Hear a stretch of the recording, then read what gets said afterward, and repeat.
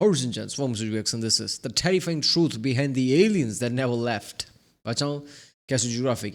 Yes, it's a new geographic video. I'm pretty sure I missed the last one for some reason. It was about cats, which I'll get to it, I guess. Apparently, there was some comment of issues he had. I'm pretty sure I saw a post about him. Like somebody just said, like, "Oh, by the way, I don't know why people watch something like that. I don't know why people watch geographic and not some scientist is like, why do you assume two things are not the same? Like his knowledge comes from actual science. One of the very few channels I've seen on YouTube who actually have like really decent knowledge that I've not seen with any other channel. Like there are good channels like Tears of Frank One and things like that, but none of them have passion the level geographic has, right? So yeah, this is just one of the best channel ever if you want to know anything about animals. So let's waste one. Just not sobriety, when he let his sketchbook get uploaded into the ocean. From a breaststroking body snatcher to a semi-sentient sarlacc pit, the greatest trick the government ever pulled was stacking billions on billions of dollars expanding into space before reconciling with the ET-ish already in our face. The sea star and his freak show of a family is a gross-out body horror film unfolding at the expense of all who perceive it. The starfish family of Echinoderm has 5 classes, with about 7,600 species across those classes, each as viscerally disturbing and beautifully unnerving as the next. But starfish are so freaked out for Earth, their scientific name is Astrodia. And if a report comes out that aliens have been stowed away in the seas this entire time, the #1 suspect would be Lucifer's loofah. The first red flag is starfish ignored the concept of blood. Instead, they got an open seawater circulation system that actually makes a lot of sense when you realize how they move. It's creepy as fuck, right? One of the first creepy things like this I saw from geographic was that clip of some guy who had this weird thing that had this like, big pulsating thing going on. Like, what the hell? Sea things, like water things, are really creepy sometimes, right? Yeah, these are, like obviously way too many movies are probably inspired by this. It starts with the madreporite, a plate that's like the front door of its system that's almost intentionally off-center to remind you that symmetry is an earthly concept. Water moves in through the madreporite through canals until they eventually reach the tube feet, which is how this Lovecraftian fidget spinner goes mobile. Because when the valve closes and the eye drop coated ampulla contract, it shoots water into the tube feet and forces them to extend. And when the extended tube foot hits a hard surface, the center retracts, forming a seal that only breaks when it's time to move on and stick to something else. Thousands of tube feet doing this dance is how a sea star can move faster than a facehugger ever should. Maybe that wouldn't be as disturbing if sea stars couldn't also see. Starfish have eyes. It's just that if he were real, he'd be standing on them. We've known that starfish have eyes at the end of their arms for 200 years. The question is, what is sight to an animal without a brain? Likely something beyond our comprehension. Kinda like the time someone told me blind people don't just see black, they just see nothing. I went nonverbal for 5 minutes fumbling with the concept. It's believed that sea stars don't see the world like you and me. Instead, they see the world in lights, darks, and shadows. One experiment tested this by going to a reef in Japan and pretty much circumcising their eyes with scissors. After that, they took the eyeless sea stars and those that didn't get theirs lobbed off and placed them away. Yeah, that made me think, man. Black is nothing, but still, if you close your eyes, see the darkest part of black, that is still your senses picking up nothingness and processing that. That's why you see black. Absence of something is different. It's not just black. Black is nothing. It's very weird. Like it's just not there. You can't. It's like saying, "How do I forget how sugar tastes?" You can't really forget it once you have like tasted sugar, right? It's that kind of thing. Like anybody who has vision, it's impossible to know what it would be like to not have vision. And somebody who doesn't have vision, like they can't really, like you can't really compare because they never had vision, so they wouldn't know the other side. But it's like absence of information, right? It's not black. It's like it's nothing, which is insane.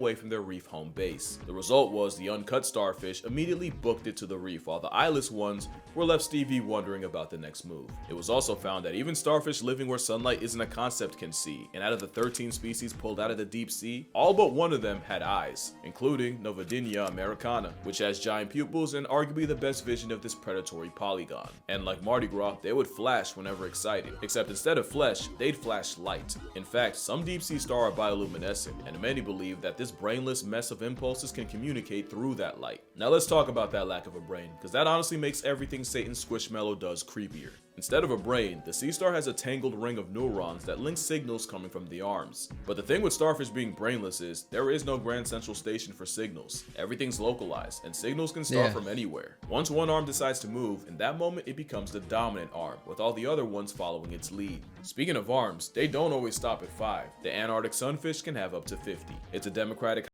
That makes you think, if there is no central nervous system, central body that goes, it's all localized. Does it live if it get detached? Because that would be literally separate entities at that point. This is literally definition of like a hive thing at this, like cellular level. It's everything is localized, so it's like combination of things. It's not a one being technically, because there's no one brain, like one central processing system. hive mind that transcends past the need for thought. Sea stars are like aliens that have been hiding in our faces for 500 million years, and the only thing we have in common is as deuterostomes, both starfish and people start life the same way they live most of it, as an asshole. And there's no time a starfish identifies more than when it eats, because the way they feed was straight up ripped out of a scene from Meat Canyon. The best way to describe how horrific nature made this bottom feeder is to describe what it's like to be hunted by one. Imagine minding your business when an almost animatronic manifestation of greed pulls up on you and slaps an arm on your face, before then using hundreds of suction cup tube feet to pull your jaws apart and force your mouth open. And not only are starfish way stronger than they should be, your jaw would get tired before he does, and the moment your muscles give and allow half a millimeter of an opening, the starfish would then casually eject its stomach out of its mouth and shove it down your throat, just to release enzymes to cook you alive and basically digest you from the inside. You'd probably scream if you didn't already get your lower jaw dissolved. The last thing you'd see is that's nothing alien like. Why would you even say that? Yeah, this is fucked up. I was about to say, like, I was like, fully prepared, like, come on, they're not really like alien. It just looks like to us. Nope, every single feature is straight out of horror movie. There you go. I don't know why Doubter Castle Geographic. Of course, this is straight out of horror movie. These are aliens. Even the movie Alien, why not? I'm sure there's gonna be mouth inside a mouth. External stomach blanketing you in a corrosive embrace before dragging you back to its gaping maw with the now half-digested concept of you. The sea star is the apex predator of a Stephen King wet dream that'll eat mollusks like mussels and clams. And like I said, that involves using brute force to divorce the two halves of the shell until the muscles give out, which might just make it the worst persistence hunter, cause imagine playing tug-of-war with an animal with no working concept of tired, and where giving up just a tenth of a millimeter can get your insides turned into soup. And we're talking about a predator that'll spend not just hours, but days pulling a clam apart. They'll also eat sponges like they're coral cotton candy, and I don't think the implication even needs to be explained. In fact, Patrick would have murked SpongeBob, his family, the kid they raised. I don't know if Buddy got a name, but he would have got packed up too. Their only chance would be Gary using family ties to try and put a hit on him, with the giant Pacific Triton being one of the SpongeBob is abomination. That's not real. They're not friends. What you talking about? That shit doesn't work. It's like a pig and a tiger being a friend. That shit doesn't happen. the few animals able to prey on the crown of thorns starfish. But starfish will prey on anything that ain't nailed down, and as part-time scavengers, they'll also remove the dead like a garbage disposing Jabba the Hutt. A mother octopus's prize for loving her kids almost to death is a starfish dragging her off to a certain one. Starfish are also common predators to other starfish, as this one is now finding out at the arms of a sun star. They're different species, so technically not cannibalism. Some owls eat other owls, and some cats cook other cats. So a sea star dissolving another star isn't cannibalism, unless they're the same species. Which they also do, by the way. Two researchers wanted to find Yeah, so if we ate Neanderthals, that would have been fine, I guess. And many other species that are extinct now, but back then it would have been probably fine. Yeah. out just what would happen if a bunch of baby sea stars were introduced to a possibly predatory crab. They never would, because the sea stars started eating each other before the crab even got involved. Imagine the Joker pulling up to find the hospital already got leveled by a receptionist. There's a good chance this friendly fire is how a starfish can even the odds when they're just one of millions of eggs that get spawned. Because an animal with no conscience is physically incapable of finding a to give, which is why the Australian government had to go to war against them. It'll never not be Australia. The crown of thorn starfish is an unhinged pincushion that has been eating the literal life out of reefs. The Great Barrier Reef is one of the most biodiverse spots on the planet, and in the last 30 years, 42% of its coral has disappeared because of the Devil's Tiara. The response was over 250,000 thorn demons were perp walked off the census, with them getting one shot of vinegar. Apparently, vinegar. Yeah, I mean, like I also heard, like originally it was part of Top Gear, I think, right? Like this is like disappearing slowly. Where, you know, like there'll be a time where the coral reef just won't be there for some reason. Like that's just fucked up. Combination of many things, including global warming, I guess. I'm pretty sure that was part of Top Gear, yeah. Vinegar has a 100% kill rate against a starfish, and just one injection causes them to fall apart. It means one shot of vinegar can do what used to take multiple injections, and can speedrun their downfall, with trained divers erasing as many as 1,000 living thorns in just one 40-minute dive, which you could be fooled into feeling bad for if the crown of thorns wasn't also a That threat is to assassination. people. Starfish contain saponins, a detergent-y type of chemical that foams if you shake it in a bucket. If a starfish's spines enter your body, a mess of saponin does too, and can cause not only extreme pain, bleeding, and swelling, they can destroy blood cells and cause crippling liver damage. The chances you get subtracted by a sea star are low, but mama would have raised a liar if I said zero. In 2014, a woman was struck by a crown of thorns and died 13 hours later of anaphylactic shock. A death where her throat closed in and suffocated her, her liver looked like 6 rounds of alcoholism, and a hemorrhage led to blood leaking into her lung air sacs. So yeah, the crown of thorns is like an ocean lanternfly. Their potential is worthy of the same treatment. Well, maybe not, because we've microdosed a world without starfish. It's not good. One of the all-time creepiest diseases has been massacring the starfish population so bad that even other animals are catching strays. Sea star wasting disease starts with a starfish seemingly starving itself and managing to seem even more lethargic than usual. That's when the white lesions start forming all over the starfish, followed by the tissues melting around the lesion. At this point, the star's water vascular system fails as the victim deflates. The starfish becomes immobilized as its vessel deteriorates and arms fall off, except this time, there is no growing back. The end game is a starfish now reduced to a pile of white mushy goo. Wasting disease affects over 20 species of sea star, with a body count in the billions. I like how that's like extreme, extreme radiation effect or something. Imagine like going into elephant's foot in Chernobyl at like early times, and like you basically melting away. That's what this shit is. First recorded plague was on the East Coast in 1972, then again in 1978. In 2013, the blight abolished over 5 billion, and in some parts of British Columbia, you couldn't even see the seabed because it was too littered with formerly star-shaped corpses. The disease has ravaged sea stars from Baja California all the way to the Gulf of Alaska, and some like the sunflower sea star have had their numbers cut down by 90%. And with all these sea stars missing, the sea urchins they normally eat run wild and absolutely decimate the kelp forest many need to live. For a while, folks suspected this kill switch was flipped by a virus, but after 4 years of research, the truth was revealed. Turns out, it's actually a bacteria, Vibrio pectinacida, that's causing starfish to spontaneously dissolve. I'd call them zombies. Damn. Zombie starfish was already a concept straight out of the pages of Satan's favorite author. Yeah, bacterias and like germs, viruses. That's a gangster, right? Like this is insane. Like too many things. It's just like that is our biggest threat right now.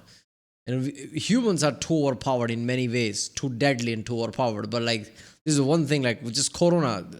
Corona wasn't even that as a like a proper virus. It wasn't even that strong, right? Like it has much better recovery rate. And look at the shit that happened. Something like what is it, like Black Death and Ebola and shit like that. If that becomes rampant, like it becomes something like how Corona was. Like you can't detect it at first week or two, shit like that, and it spreads so fast. Like yeah, we're fucked basically. Yeah, jumps are the most overpowered thing there is. Because he made that one too. And they're not even the zombies that give you the respect of moving at quarter speed. Because brittle stars are the fastest echinoderms, and if you have arachnophobia, I'm about to lose your business. Brittle stars move like sea spider imitations that, again, aren't that fast, but are entirely too fast for an animal looking like that. Their swimming's a lot prettier though, even if it is the opposite of efficient in how I swim in my dream. Okay, do people when they have arachnophobia find centipedes and millipede centipedes creepy? Because doesn't they have like this like 100 legs as the name suggests, like just smaller one? Like doesn't that kind of look like that as well? I don't know how that works, man. Every time I see centipede, it's like yeah, that's kind of creepy, man. Even though scientifically when I process it, like yeah, it just makes sense. But the first glance is like what the fuck? These are same things. Dreams. To be fair, dreams are the only place I can swim, but I'm working on it. Like the sea star, they're a mess of tangled nerve cords spilling into the arms. But unlike the sea star, brittle stars don't have eyes. Instead, the CSTD sees with its skin. Extraocular vision means brittle bandits use proteins in the skin called opsins to sense light. Pretty much the light hits the proteins, which sends a response to the brittle star to make it move out of the light, meaning its entire body is technically an eye, which is why it's a star that also fears the sun, since brittle stars spend most of the day hiding under rocks and crevices, so any light sends them scrambling out of the spotlight. Eye isn't that simple. Eye is more complex than that. Obviously they're like like light sensory in all over their body, but like yeah, not really eye is more complex, but yeah, obviously that makes sense. The more and more, like, sometimes it makes me think like there are way too many species out there that we know decent amount, but we don't know all about, and like our people just don't invest that much to know about it. But yeah, there's too many things we don't know about, like way too many lives on Earth, let alone aliens outside of Earth. So yeah, people like once we like make contact with alien, there'll be something different we'll see. Yeah, we'll see something different right now if we invest in it, because there's too many shit we don't know about in our own planet. Light like roaches. Some aquariums even train brittle stars to associate the lights dimming with food, and so they would all just crawl out of the woodwork whenever someone would lower the lights. Not bad for an animal that's brainless and has to poop out of its mouth. A mouth that has 5 jaws, by the way. Which is the last thing you'd see if you got murked by one, because any prey caught in those spines would get crushed to death before being digested. Even something like a squid can get got if it dicks around in a hit range of a bunch of brittles, and considering what we know about squid, I don't think you could dream up a worse way to become a was. Brittle stars also catch bodies passively through suspension hunting, but the most cursed version of an already cursed animal is a suborder of brittle stars called Eurylina, aka basket stars. I don't even know what nature thought it was doing with this fractal fuckery. Basket stars only have 5 arms, it's just that they proceed to branch off into straight nonsense. Arms lined with hooks and spines, and when they catch something alive, it'll wrap its arms together and Yeah, nature is something else, man. Nature is just like doing its own shit while we just chilling here, living our like modern 21st century life, which we thought was gonna be war free, but it's not. But still, like relatively like leisure life, right? And like nature is doing nature thing with viruses and everything. I like that latest game, right? Dying Light the Beast. There's a literal mission that shows you like, by the way, that virus is jumping to the woods now. There's an entire tree which is probably infected with the same virus. There's a whole thing about it, and like there's a whole dialogue with a Star Child NPC. And like, oh, by the way, the virus is jumping to another one. Like, what? Damn, all right, the jumping species. Yeah, our planet, like, yeah, just slowly everything is like evolving. Like bacteria are becoming more and more stronger now, becoming resistant to our antibiotics. There's a higher chance we might get fucked without any without any like defenses. There'll be a time like, oh, by the way, we can't think of any of the antibiotics, and antibiotics doesn't work. There's a super virus now. Yeah, good luck. I don't know, like quarantine yourself if you're lucky type of shit. form a basket around its prey. After which, the semi-sentient spiderweb uses tube feet to work the creature entombed in mucus and spines towards its sarlacc pit of a mouth. It's basically getting eaten alive by a bush. A bush that can move, mind you. The giant basket star will hide in crevices during the day, only to climb on top of coral to hunt at night. Also, they get pretty big. Gorgoncephalus is named after Medusa's headshot, and they can have arms as long as 2.5 feet. Just a nightmare of an animal related to a starfish, but as cursed as a cancerous group can be, the feather star is equally as ethereal. This biblically accurate angel is a crinoid. There's 2 classes of crinoids, the marine tickle monster right here, and the sea lily. The difference is, feather stars seem to have unlocked free will, while sea lilies settle down and plant themselves in one spot via a stalk. But let it be known, sea lilies can always drag themselves away when they're motivated enough, and if you're enough to make a sea lily want to walk away, consider that an insult of the highest order. It really is a living fossil, with crinoids being around for about 500 million years, so basically the granddaddy of all the nonsense in the ocean. So it makes sense that they also have some of the wildest plot armor too.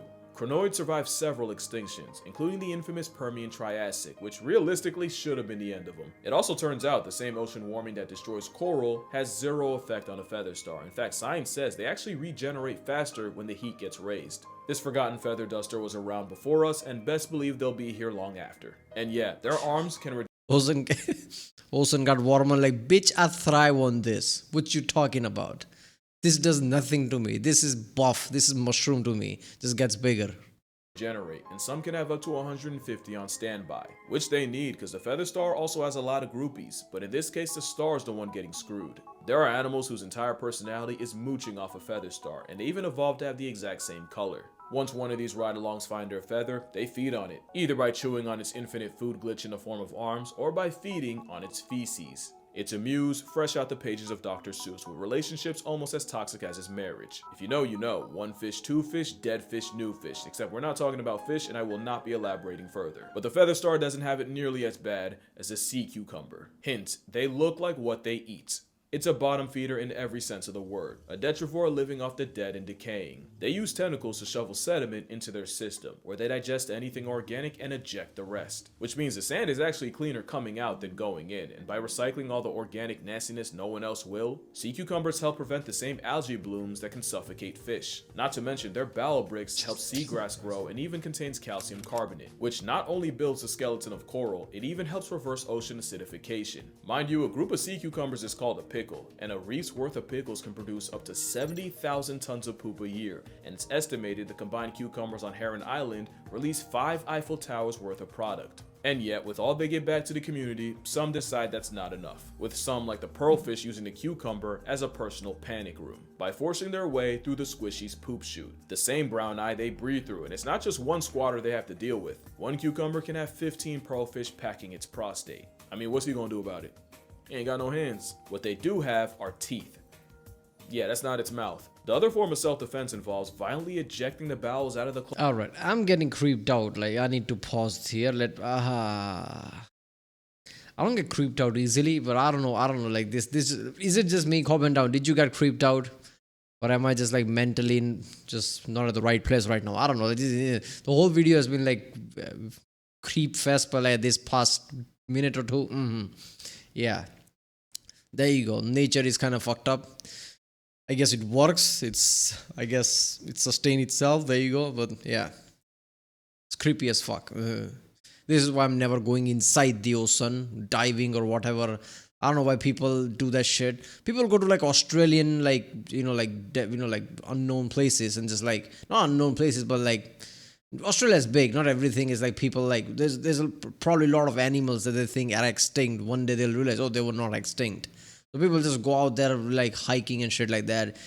What if like a like decently sized spider which is insanely venomous that nobody knows about comes out and fucking bites you before anybody does anything? You're dead. I don't know. This is probably stupid, but I don't like that. Same way, I'm never going inside the ocean because of all this shit. cloaca and respawning the organs they sacrifice in a spectacle called visceral regeneration. But they can be trigger happy. Some cucumbers butt confetti themselves if you pick them up too fast. Oh, also, sea cucumbers aren't terminally grounded. Some can fill themselves up with water and fly through the water column, covering almost 60 miles in a day. The headless chicken evolved water wings to take flying literally. Probably the closest to cute a sea cucumber is capable of. Or at least it would be if I didn't also just remember sea pigs are a thing. But none of that changes the fact that sea cucumbers get violated so regularly that nature had to spike stripe their sinkhole down south, which the sea urchin somehow decided it wanted for its mouth. The sea urchin's teeth are self-sharpening, and they use it to scrape algae from rocks. Without them, that algae would smother coral and kill it, along with anything that depends on it. Which is surprising, because most would swear sea urchins only exist to f with the natural order. Imagine being so universally hated, you give clout to other animals just by them murking you. Whether you have the pretty privilege of an otter or the personality of a wolffish, you can make an honest name for yourself off clapping urchins for a living. It seems no one likes a sea urchin, but what if I showed you what's beneath the spines? Does this do something for you? That is a sea urchin skeleton, also referred to as a test, and let it be known the test has failed, I still feel nothing. Well, I do feel pity, because many suffer from underwater alopecia, where a parasite can cause their spines to fall out, and as someone who's a few follicles away from a first-class flight to Turkey, that's tough. But sea urchins don't get smacked by life and just take it. They have one of the most unhinged forms of self-defense. They'll eject their jaws and launch them like a projectile. Pedicelaria are tiny, wrench-like pinchers that scientists thought were parasites because they can fully move on their own. Instead, some urchins release a cloud of these mobile jaws that can home in on a predator and release venom if they penetrate. Oh, I wonder why scientists thought of that when it can move on its own. Yeah, I don't think they prepare you for that. I mean, now they probably does, but when it was Frontier, I don't think any kind of like PhD program prepare you for that shit. Past the skin. This spike ball releases hundreds of tiny, self-functioning jaws laden with toxins, which is a lot better than being a cucumber blowing your own back out. Echinoderms are aliens that missed their return flight and have been figuring out life ever since, and without them, the ocean would be a nastier, poopier, more acidic, lower pH place. So the real horror movie would be the world without them. And on that note, that's going to do it for this video. Drink water, hug your mother. Yeah, that's basically everything. So every ecosystem, like one thing gets removed, yeah, everything goes down. Yeah, that's how evolution works. That's how like millions of years does that to you. Like everything's connected. So like one thing goes away, I mean, who knows what's gonna happen after that shit. But yeah, everything essential. Love all the animals that it is. Like there is no bad thing, right? But yeah, it's creepy as fuck. I'm never going to Ozone. Fuck that. Like seeing that thing like just moving around with tentacle level. Yeah, like that Cthulhu shit, right?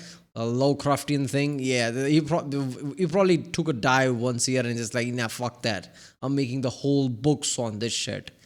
Yeah, it's creepy as fuck. People who can like, it's not creepy. It's just like I understand that. Like, yeah, you have certain superpower. I don't. Because as soon as I see all those like tentacle level shit, all those like multiple like, it just creeps me out.